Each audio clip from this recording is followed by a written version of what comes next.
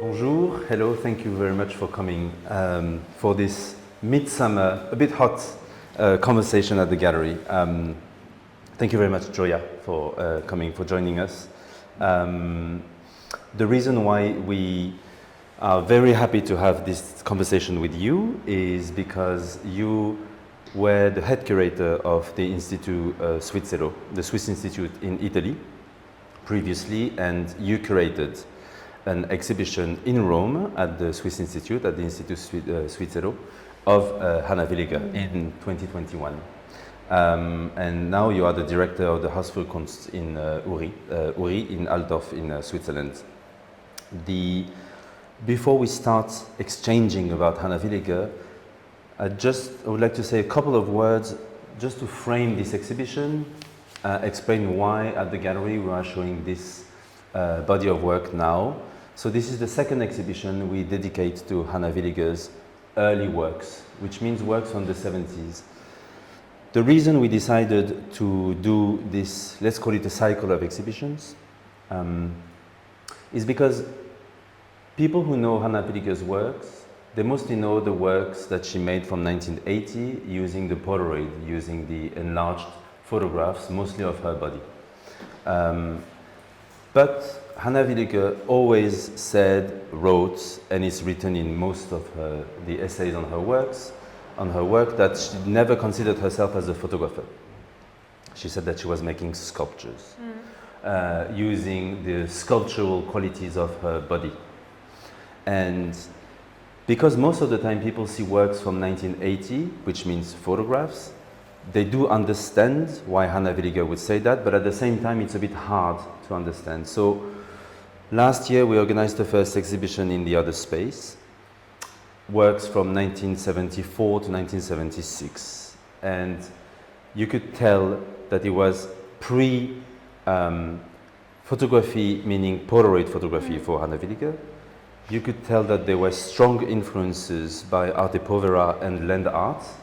The works from 1974-76 were made first in Northern America, in the US and in Canada, and then in Italy.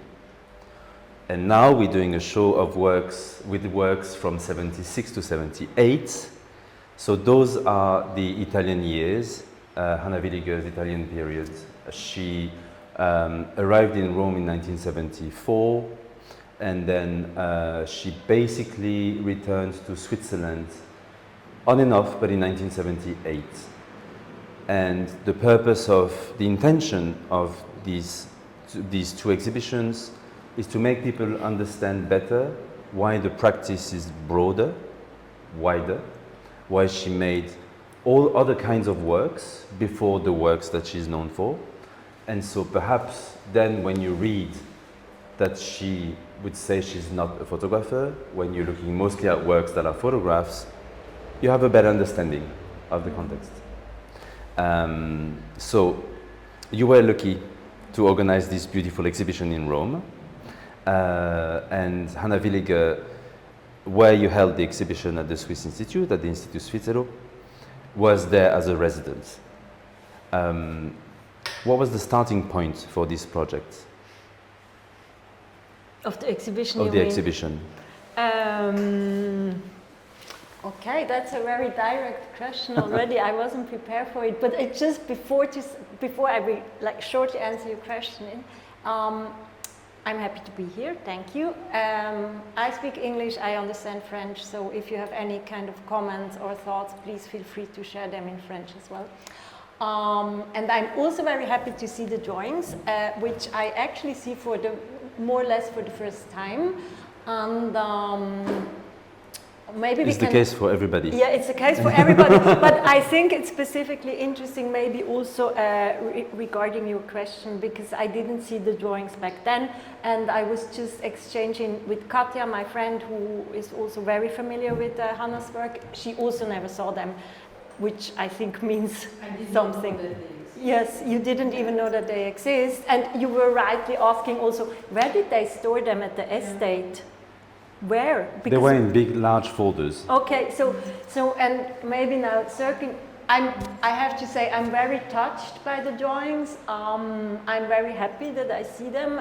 Maybe we can then also speak a bit more about what we see, or maybe also like relate them in her broader practice, and maybe also in these so-called Italian years, as I always called them, which I think were very crucial for Hannah's work.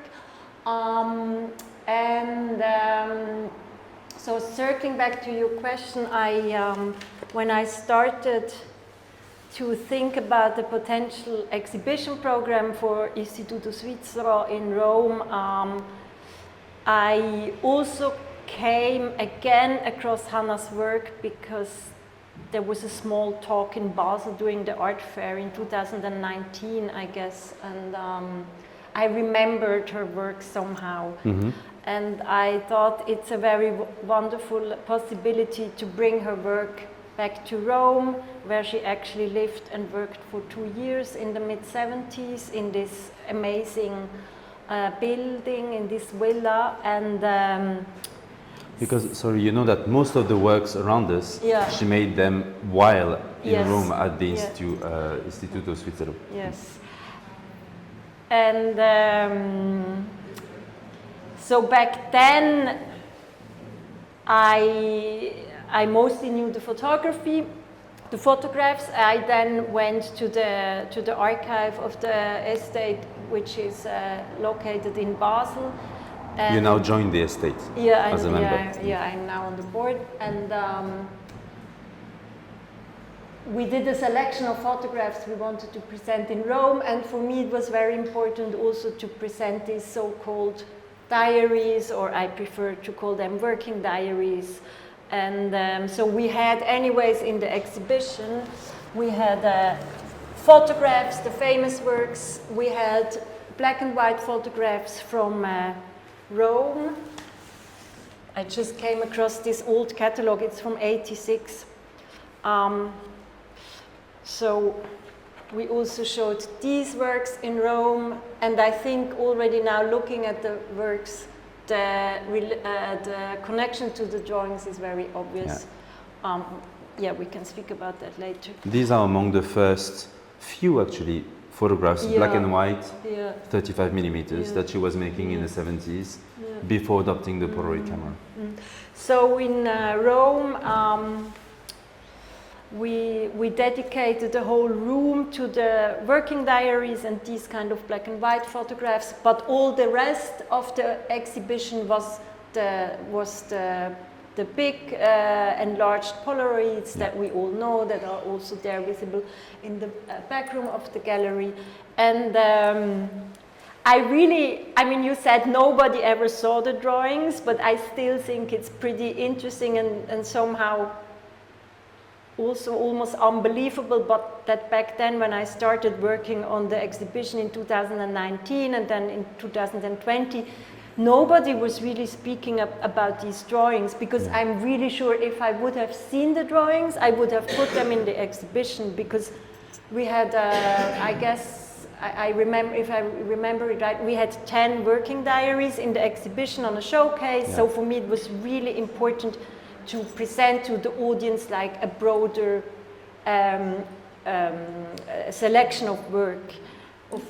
And sorry, but now in the exhibition on the screen, we put, it's a large, broad selection of pages from Hannah Villiger's the working diaries. The diaries, how do you say?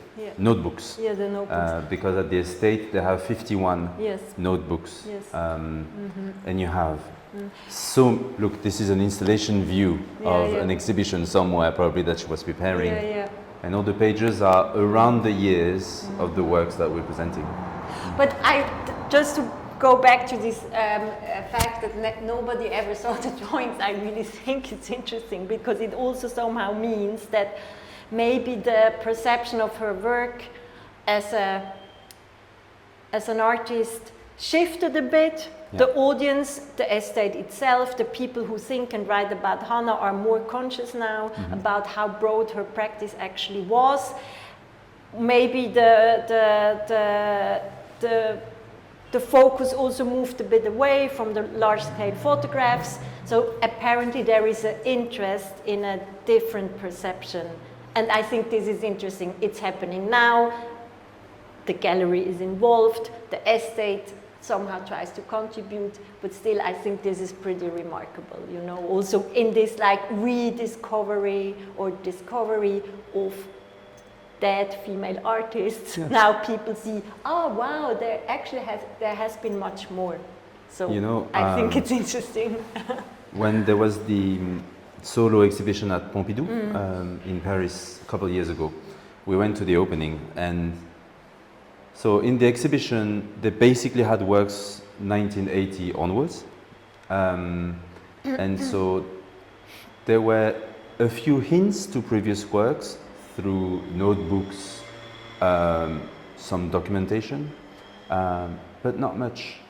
And again, people could read that she would say she was not a photographer, while it was presented in the photography gallery with mostly photographic works on the walls. And you could tell they understood what she meant, and at the same time it was a bit hard for them to understand. And we realized, okay, we need to, that's our mission as the gallery, to change this and to show works prior to that year, 1980, to have a much broader understanding. And maybe I can also add something that now that I think and speak about it, again, I think it's pretty remarkable. When I started researching the show, the big void of works were the sculptures. So we can see them here. Can I somehow take this away? You can. Yeah. Oh, okay. So in Rome, Hannah already. Oh my God! I have too much. Let's maybe. So Hannah did sculptures in Rome. This is a black and white photograph, most probably she took in her atelier, in her studio in the Istituto Svizzero in Rome, and we can see a lot of sculptures on the images in various sizes. And these sculptures, everyone, I mean at least the people at the estate, they knew that they existed. They are all made of, that's in the, now these are the exhibition spaces of Istituto. Back then it was just like the spaces the residents could use.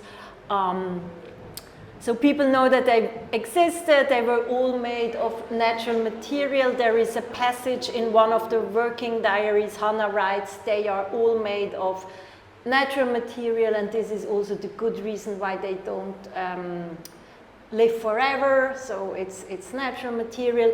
And these are lost. These are lost, but a lot of people knew about them. And this is also in the Istituto Svizzero. So now rethinking about this, I would even say this is also very related to a very specific reason, because Hannah was in Rome in the mid-70s, and Arte Povera was big. The concept, but also the term itself, was defined by an Italian art historian in the late 60s, so everyone knew what Arte Povera is. There were a lot of male artists, mostly male, a lot of male artists working with Arte Povera. And I would even say now, looking back at Hannah's practice and also how she was positioned within an kind of a writing of art history, it was good to maybe put her close to this Arte Povera movement, because this is very famous. So the sculptures made with poor material, apparently they were somehow interesting, you know what I mean? I even remember Eric from the estate saying that there is a box with some of these sculptures. Maybe we could look at them, we could reassemble them, but nobody ever spoke about the drawings, so I think this can also The little sculptures he's talking, they have metal wires. Yes. So they are very, very fragile. Yes. But they survived. Yes, they survived. Yeah. And so when you look at some of the motifs in the sculptures, and then you look at the works on paper, you see, for instance, the motif of spires, and then you look at the drawings, they're everywhere. So obviously those works on papers were made at the same time as the sculptures, but the only works that survived are the ones on paper.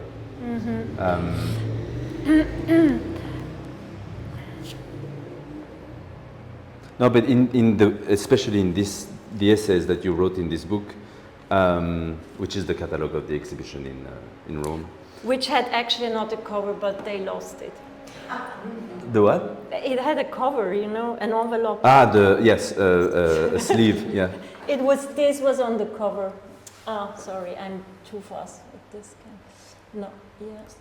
So this was actually the envelope of the book, which is a scene of friends of Hannah in the garden of Istituto Svizzera doing something. One would maybe now say a performance or a happening with these kind of objects, and I really liked it. That's why we chose it for the book cover as well. I think that when she went to especially Canada before Rome, she probably knew already that she was going to Rome. But in the few works from Canada that we showed in the previous exhibition, you could tell so much the influence of Arte Povera. There is a group of works, you have photographs that are more like documents and sculptural works on paper. She was making what you would call the tree skinnings, you know, removing the bark, so the skin from the tree, exposing the inner body of the tree, and it's a sequence of photographs. There are 6, and at the last photograph, she reconciliates the body with the skin, and it's always a very hard exercise not to think about the work that an artist would do after what you're looking at. It's very hard to look at previous works without the perspective of the following ones. But I mean, all the visitors said it when they saw it. The fact that from 1980, for other reasons, she started focusing her practice on her own body and her own skin that is present everywhere, and the fact that she was making those works 6-7 years earlier, could be a coincidence, but it's a very strange coincidence. And it's pure Arte Povera. Yeah, I mean, of course, but this is a bit what I said, you know, it's this also trying to categorize or putting into certain boxes a certain practice. And of course it's art. I mean, someone then at some point called it Arte Povera. And it's a huge reference still today. As soon as an artist is working with something that is natural, then he is somehow in the canon of Arte Povera. But I mean, I would just say maybe there was more to it. And I'm underlining this a bit because I truly believe that the context in which an artist is developing her practice is very important. So I would say what she sees, the air she was breathing in Rome, the things she were eating, the love affairs she had, the friendships she built, so all these things add up or are somehow related to a certain practice that she or every artist developed. And saying this, an artistic practice never happens in a void. It always happens in a specific context, and maybe Arte Povera was one of it. And for me, when I started researching a bit Hannah's period in Rome, it became also very obvious to me that Rome in this period was a very particular city. So I think when we start thinking about what she might have seen there or what she did and the connections she made, we also have to consider the city as as a very specific culture, political, social topography, which again, I'm repeating myself, but I think it's important. It was much more than Arte Povera. So Rome in the 70s, I mean, now if we think of Rome, it's a city suffering of over tourism, and it's in terms of art or contemporary art, it's not very interesting. In the 70s, it was different because there were a lot of more or less famous artists living in Rome back then. So there was Tombly, there was Giannis Cornelis. So it was back then. It was a bit more of a hub for contemporary art. There was a very famous gallery called Lattico, who had a specific focus on performance art, sound art. It's the gallery where Giannis Cornelis in '69 presented this performance or happening with his living horses, which is very famous. So Hannah did not see that, but I mean, these things were brewing in Rome. In this gallery, Lattico, also Simone Forti performed together with other performers, dancers, musicians. So I think performance art was very interesting, maybe music was important. And obviously it's very speculative what Hannah saw, you know. So when I was start to research for the show and the book, I was speaking with artists and researchers who spent a period together with her in Rome, but nobody could really tell that she saw this and that. So it's just guessing, it's speculation. So I would say this kind of performance art was important, and I would say that we can see it, I mean, we can feel it in these kind of works. We can also see it here, which is became a very famous work of Hannah Villiger, even though it's obviously not her who did, I mean, it's not her who took the photograph, because that's her. That's on the terrace of the Istituto Svizzero. This in the back now is a hotel. And she did a performance once, and you mentioned it at length in your essay in the book, about throwing palm leaves, palm branches, setting them on fire, and throwing them from the terrace of the Istituto Svizzero. Yeah. But I mean, I wouldn't say this was a performance. So I would say, so she did this. Apparently, there are also the images, and I would say this is a bit the moment in Rome where Hannah started to understand the importance of photography. So she threw these burning branches from the terrace, and she took pictures. And also later on in her work, we see that she creates a situation for the Polaroid camera. And obviously, this is now, when I entered the room, I first saw these. Yes. And it's very striking. So these things obviously are related. Yes, sometimes it's palm, sometimes it's feathers. Yeah.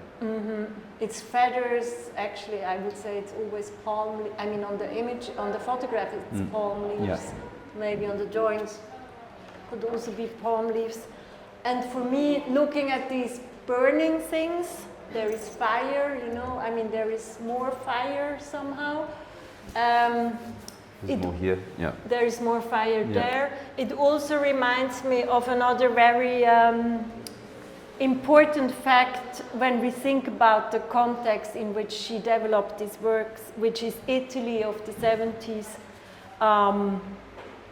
which was politically a very moved time. So it's 68, 69 in Italy was the Biennio Rosso, so the 2 red years.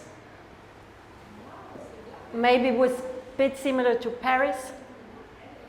I mean, for Hannah, maybe the reference, the background was Switzerland, where 68 never really happened.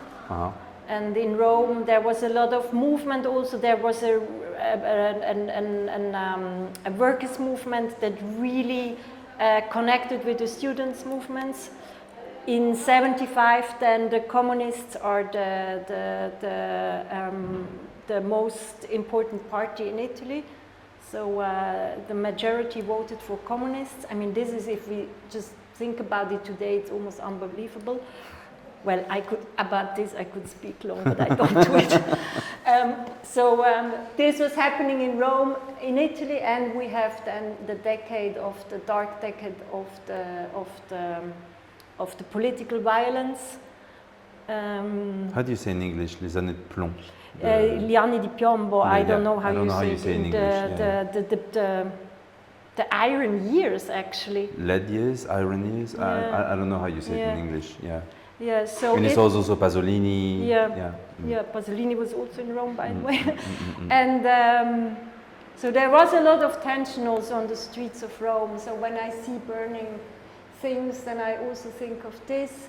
It's the period of Brigate Rosse, so this political movement that also used violence, but a lot of the political violence that we remember today was actually fascist violence. So, and someone who was in Rome with Hannah told me that she didn't go to any kind of manifestations. So we don't know, but we see burning leaves, and also in one of her working diaries I found a very wonderful picture. We also have it here.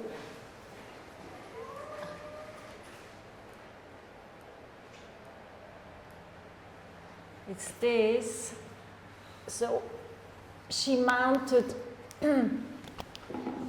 in red, she mounted one of her sculptures into a photograph of a manifestation on the left, and on the right, it's she mounted her again her sculptures into a photograph of the big highway that is circulating around Rome. So I mean, she was very aware of politics, and I mean, she was breathing that air. And even though maybe she didn't go to any kind of manifestation, we don't know this, but I'm certainly sure that she knew about it. It was also a high time of feminist feminist movements, of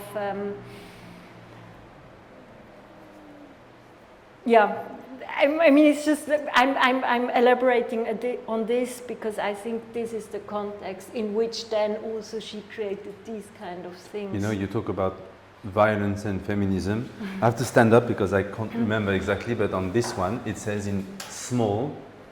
So you have those three, how do you say, daggers. I will never die, says he. It needs more than one gun to kill one man. That's what she wrote here.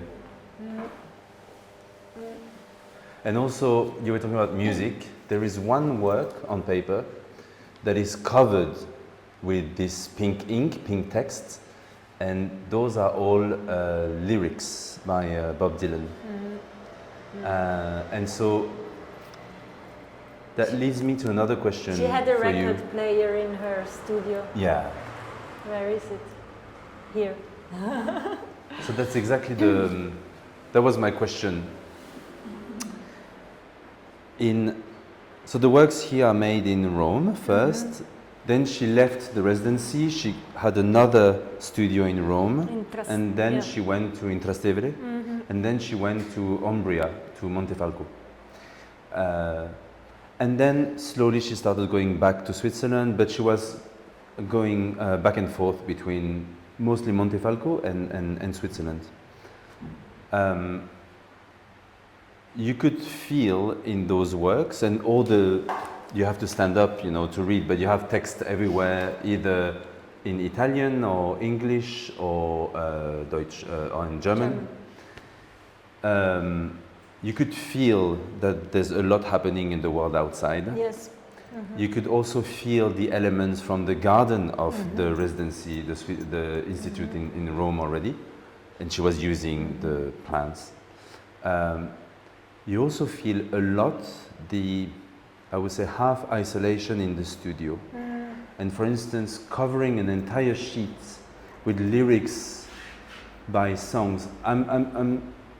just making some assumptions or hypotheses, but you could imagine that could be the music she was listening when she was in the studio. That could be also the music that people were listening to back then. I mean, we still listen to Bob Dylan today, but there's a feeling of isolation, half isolation in those works already. And again, when you think of the works from 1980, where clearly the works show a very close distance between the device and herself, and which is also the subject. Although she said that her body betrayed her, because, well, this is something we don't have to talk about in this exhibition because it's pre-1980, but also Hannah Villiger got sick around 1980. And so there's a sense of this isolation already in these works. And at the same time, you have a lot of energy, joy probably. You agree with me? You agree with me with this? Yeah, I was.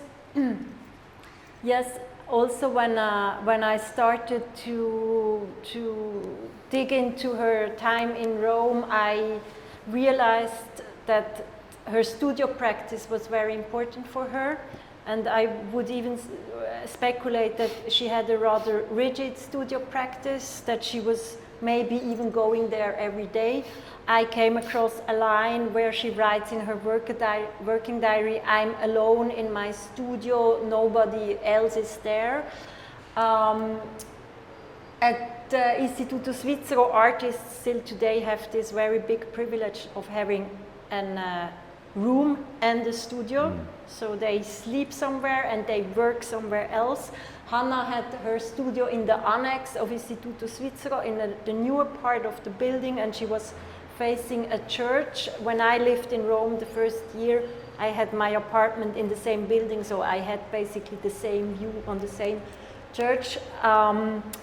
And we find in the archive, we find a lot of these images from her studio. So where she uses it also as a kind of a stage, as a laboratory, as a display for her work. So I could also somehow grasp this kind of isolation, or maybe we can also just say this very dedicated and very concentrated way of working. And within this, maybe I can also add that Istituto Svizzero is a very particular place because it is this beautiful villa more or less in the center of the city, surrounded by a big garden. But as an artist or also as a researcher, you can easily just don't leave that bubble, you know what I mean? Yeah. And I was there 5 years, I witnessed a lot of artists and researchers, and there were always these who rarely never left. Yeah. Apparently Hannah was leaving quite a lot. She also had a car. She apparently was the only one who had a car. They were driving through the streets of Rome at night. She was going to the flea market on Sunday, so I wouldn't say she was isolating herself. But nevertheless, Rome can be a very intense city, so it's also good to have this kind of space. Nowadays we would call it safe space, where you can really dedicate time to your work. And yeah, I also was thinking about what you said, looking at the drawing with the Bob Dylan lyrics, or also this, where we see this repetition of the smaller shapes that requires a lot of, you have to dedicate quite some time to this. And I would say on these papers she definitely worked more than a day, you know, so it's not a sheet per day, it's something that you dedicate a lot of time. We did not, include them, but there are two more where she repeated the same pattern. We just didn't select them for the exhibition, but they exist. So I think it has this kind of isolation, and obviously now for us looking back on her practice in 2026, it's easy to say, or it's easier to see that these kind of things became very important then later on, when she was really again also there saying, I'm alone in my studio or in my apartments, because there are also periods in which she hadn't a studio. It's just me, my body, and the Polaroid camera, and it's a very silent dialogue. So maybe she was somehow, or I would say she was at least, she could deal very good with these kind of direct confrontation between her body and this sheet of paper. Yeah. No, the scale is, so the first exhibition that we did in the other space last year, we also had a lot of works on paper. They're smaller scale, that size, for instance. But it's true that at the estate, when they showed us all those works in that scale, we were astonished, and also astonished to think that nobody had seen them before. Apparently, because if I say that, Eric from the estate would say I'm wrong. Apparently, of course he would, but he's not here. Because he's so knowledgeable. Apparently, she had a small exhibition in Umbria, in Montefalco, around 1977, and she might have shown a few of works on paper, whether those ones, I mean, some are from 78 here, but whether those ones or different ones, we don't know, and I'm not sure we have a record or any documentation, photograph of that exhibition. I was also actually wondering, because it's very thin paper, so I was also very, I mean, I don't know it, maybe some of, I don't know, you know it, how she actually did them, you know? Did she work on a table? Probably. I mean, you could see the creases, right? Because of the water, the watercolor. Yeah.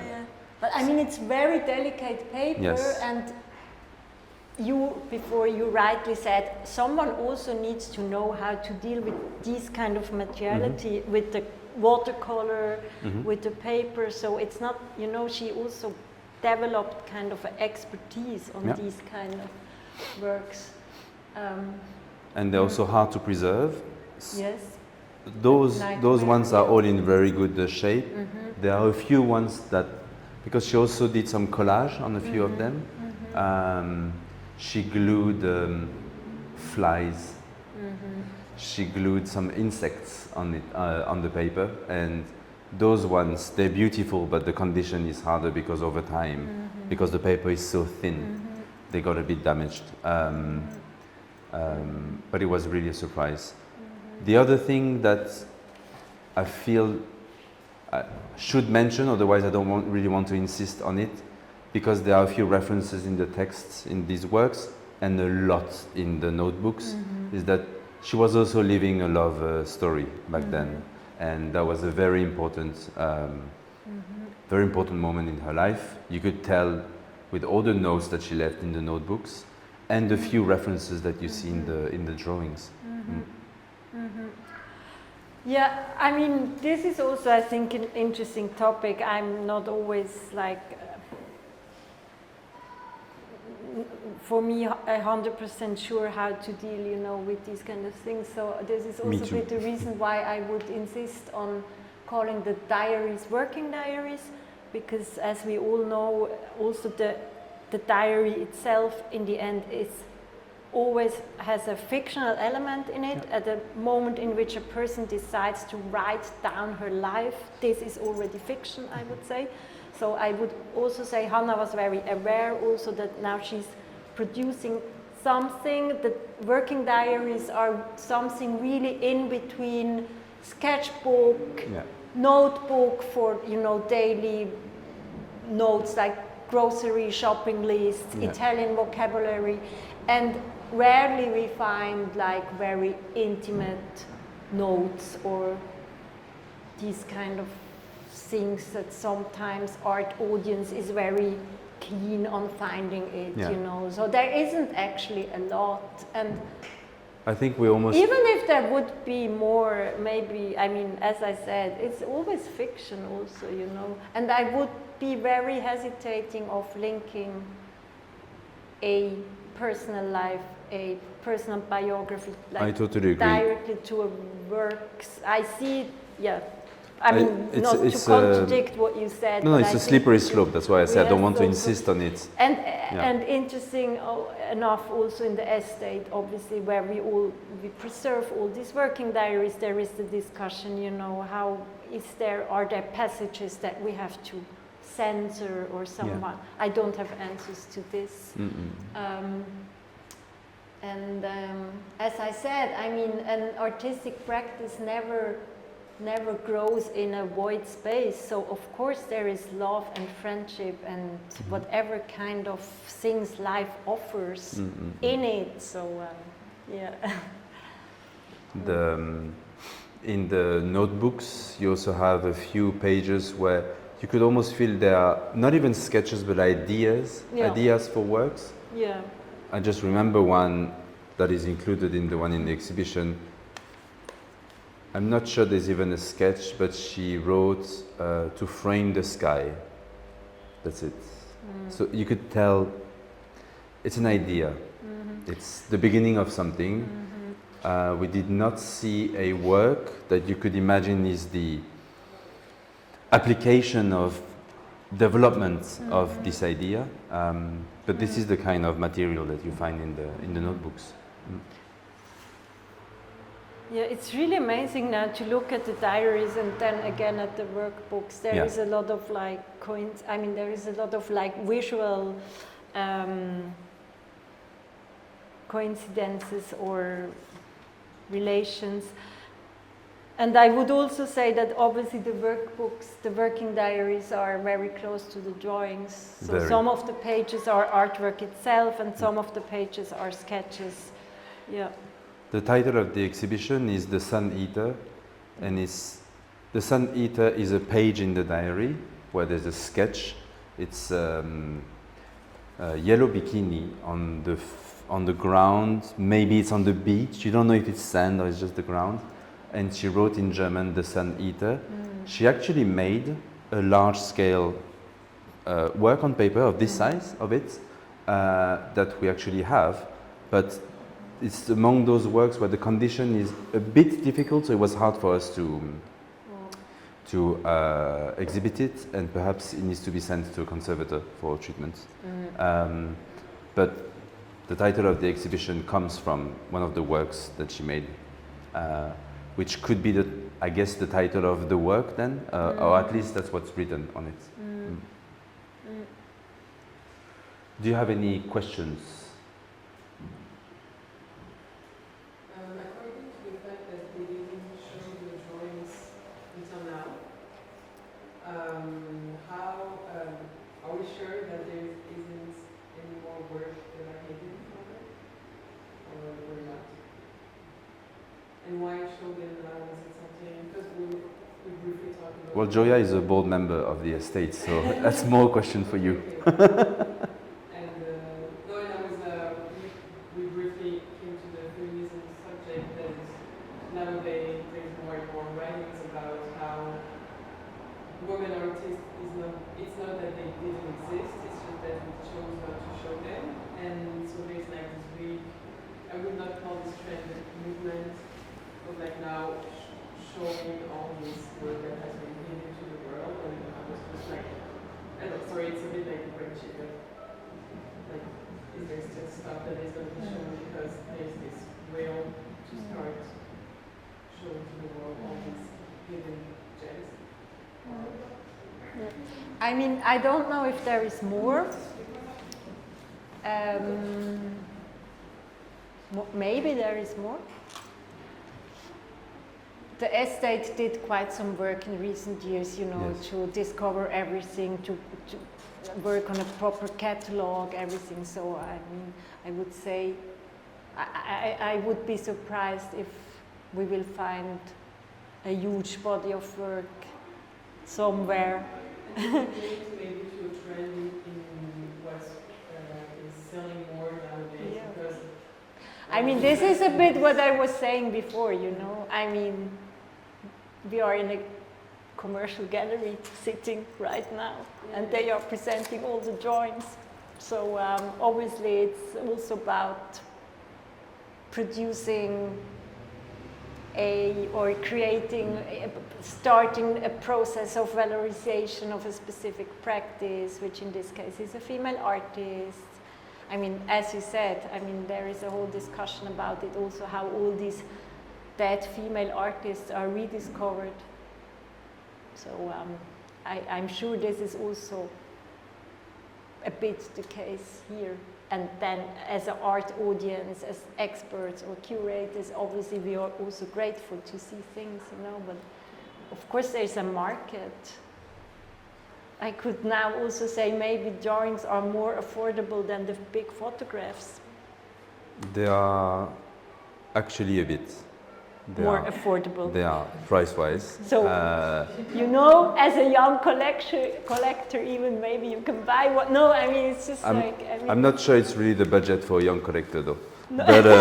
But I also think, I mean, the estate is doing so much. It's a foundation.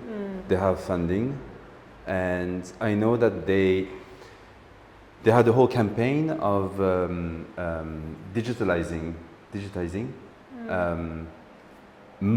cataloging most of the works.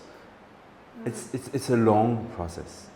It requires time, money, commitment, dedication, and I assume that as an estate you need to start from somewhere and then slowly you expand.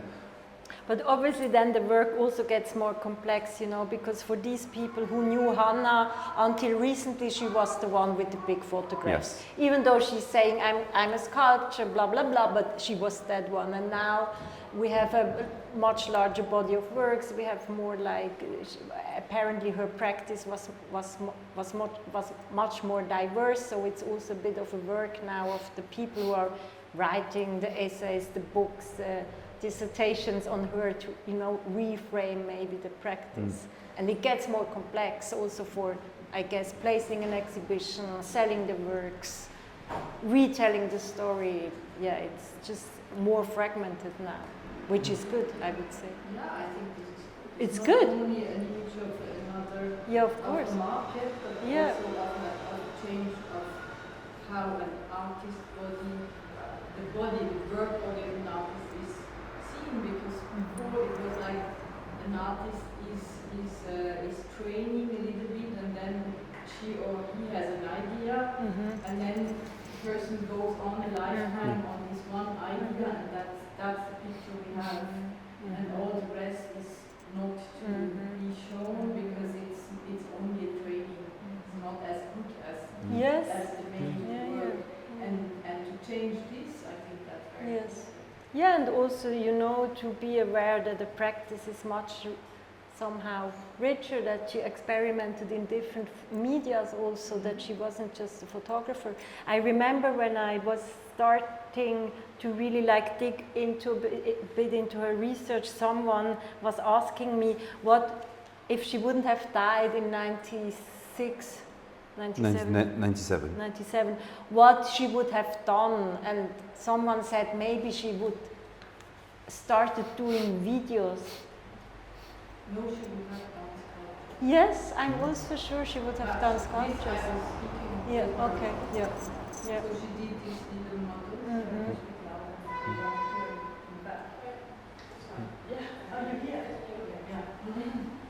So this is what is known for the short future. Yes. And the plan was to do them bigger. Physical perception was very important. Yeah. I think this topic of physical perception for me is the most important of all of our work. It's not important if it's photography or sculpture or drawing, it's more how I agree. how you look at it, the energy you can take out. Which then maybe makes sense also this super thin paper which is skin-like, you know. And it needs a very delicate, caring approach.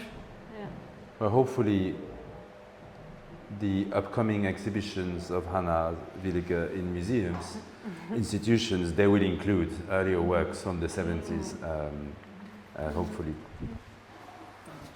What was she working on before she started her time in Rome?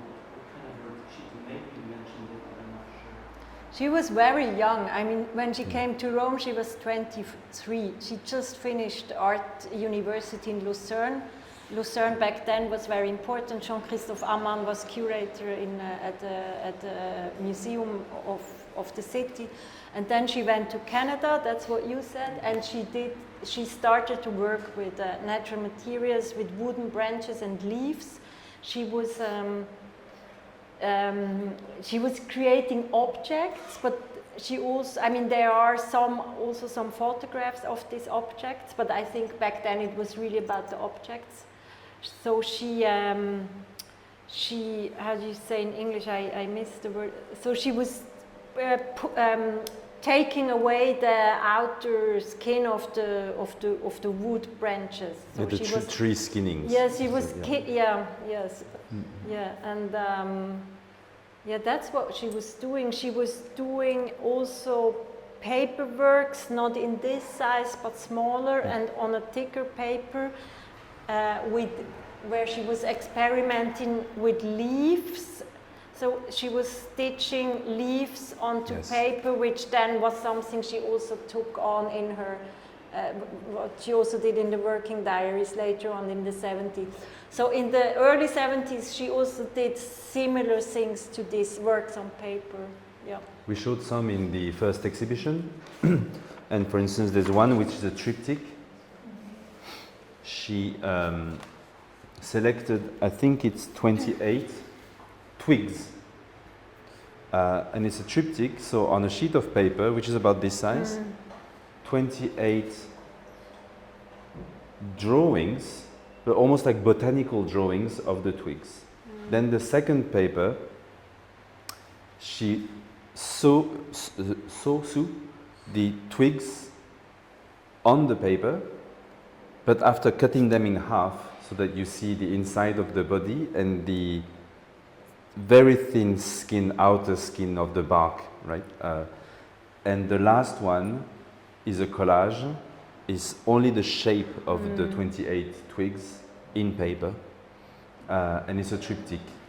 Which this obviously is typically the kind of works that she was making. Yeah, it's also, I mean, interesting or fun. I mean, she was studying in Lucerne, and she was witnessing the shows at the art museum there. Concept art was big, you know, so she also maybe gave in a bit into this like very rigid concept of, as you just described it very well, with this like working on a tree, on leaves, and really exercising this through.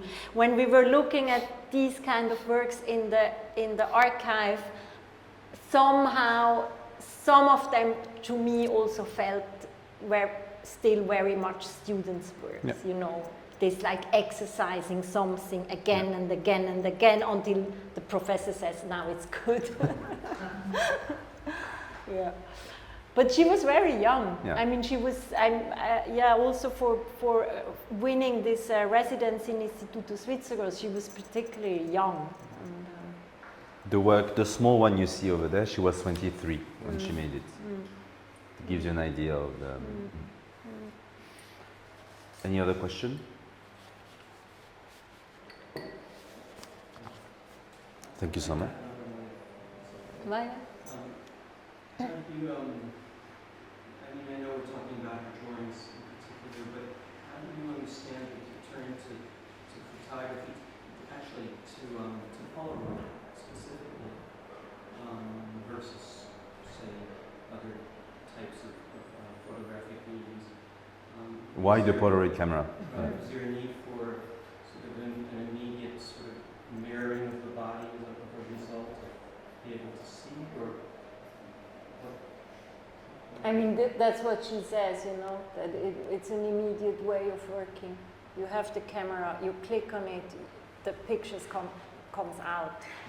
You are not very much depending in the first step on someone who can develop the images. It's something that you can also just carry with you especially also considering the circumstances that it's not that you get rich out of art, or at least she didn't back then. So it was also something that she could just do. And maybe, I mean, in Rome, I think she already, no, in Rome she was still using like photography, like proper photography. There's a couple of, but really like daily pictures. Yeah. There's a couple of Polaroids, Yeah, right. like friends, or I think there's a self-portrait already actually in one of the notebooks around 75 or 77.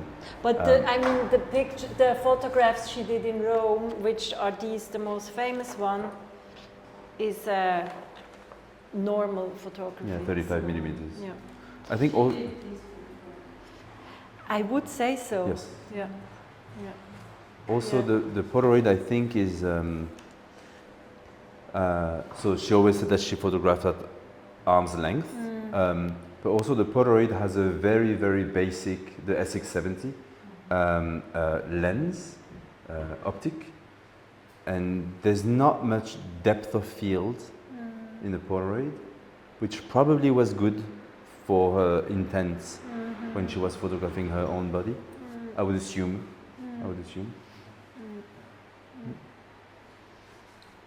I think the fact that she had to see immediately was Yeah. very important, and also the fact that I guess she was not interested in the technology. Yeah. of Yes. photography. Yeah. Because Polaroid is expensive. It is. It's not that it's an easy thing. Yeah. It's an expensive technique. So she must have chosen it for something. But to make the enlargements, she required 4x5 camera with an operator doing the But did she internegative. did not- She did not take them. I've seen at the archive at the estate the 4x5 films. So re-photographing the Polaroid to have a negative that allows you to go To that big. enlarge it.